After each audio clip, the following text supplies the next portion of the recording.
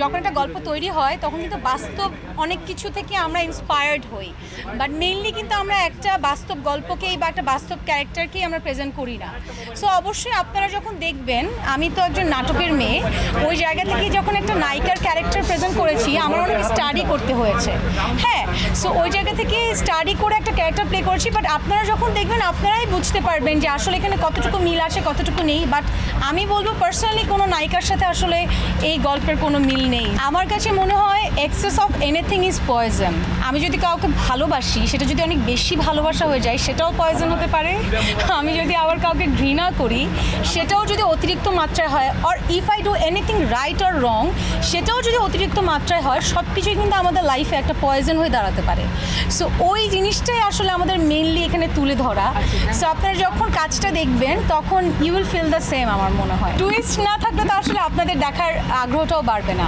অবশ্যই এটা কি হয়, আমরা যখন নায়িকারা বা একটা আর্টিস্ট শুটিং সেটে থাকে, আশেপাশে কিন্তু পুরো টিম ঘিরে থাকে। সো ওই টিমটাকে ঘিরেই আসলে আমার প্রথম পোস্টারটা, আপনারা যে পোস্টারের কথা বলছেন, আর অবশ্যই ওখানে কিছু টুইস্ট আছে, কিছু থ্রিলড ব্যাপার আছে স্টোরিতে, যার কারণে হচ্ছে আপনারা ওই ছবিটা দেখেছেন উইথ দ্য ব্লাড। আমার মেইন আকর্ষণই পয়জন।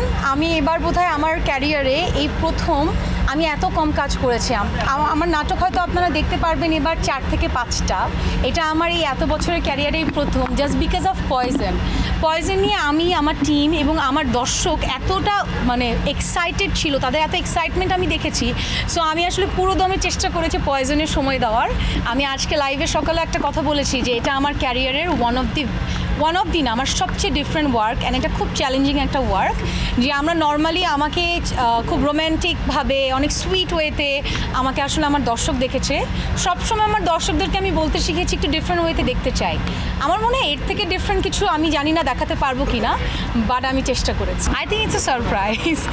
কারণ দাদার সাথে একটা আর্টিস্ট এবং একজন ডিরেক্টরের অন স্ক্রিন কেমিস্ট্রিটা খুব দরকার। যে আমার ডিরেক্টর আমাকে এটা বোঝাচ্ছে যে এই ক্যারেক্টারে আমি তোমাকে এইভাবে দেখতে চাই।